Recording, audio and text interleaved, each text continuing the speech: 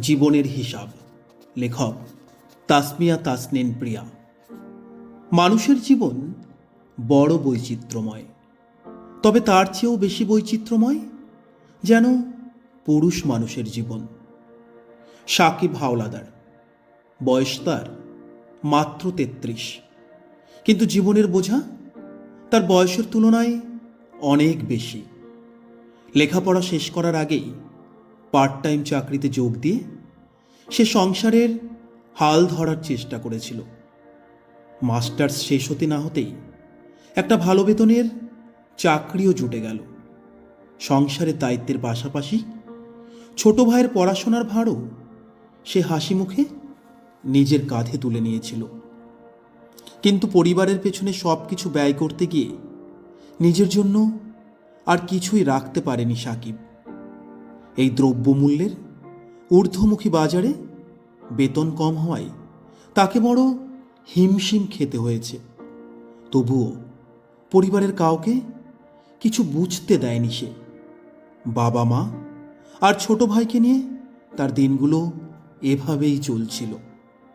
এরপর একদিন হঠাৎ করেই নেমে এলো বিপর্যয়। কোম্পানির আভ্যন্তরীণ সমস্যার কারণে চাকরি হারালো সাকিব। আকস্মিক এই ধাক্কায় সে মানসিকভাবে এবং আর্থিকভাবে পুরোপুরি ভেঙে পড়ল। আশ্চর্যজনকভাবে পরিবারের মানুষজন তখন তার পাশে না দাঁড়িয়ে উল্টো প্রশ্ন ছুড়ল, এতগুলো বছর চাকরি করে কি করেছ? কোনো সঞ্চয় নেই কেন? সাকিব সেদিন কোনো উত্তর খুঁজে পায়নি।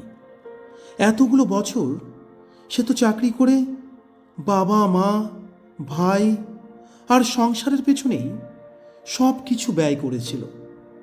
অথচ বিপদে পড়তেই যখন সেই আপনজনদের কাছ থেকে এমন প্রশ্ন এলো, সাকিব যেন বাকরুদ্ধ হয়ে গেল।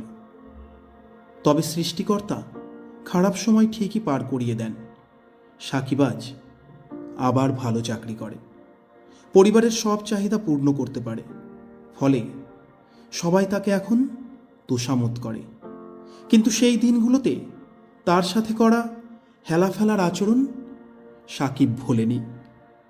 দিন শেষে সাকিব কঠিন এক সত্য বুঝতে পেরেছে, পুরুষ মানুষ টাকা ছাড়া মূল্যহীন। টাকা নেই তো সংসারে তার কোনো দাম নেই। টাকা আছে সবাই ভালোবাসবে, টাকা নেই কেউ ফিরেও তাকাবে না। জগতের এই কঠিন বাস্তবতা অনুধাবন করে সাকিব এখন নিজের জন্য একটু হলেও জমাতে শুরু করেছে। কে জানে ভবিষ্যতে হুটহাট কোনো দুর্ঘটনা ঘটলে তার কি হবে?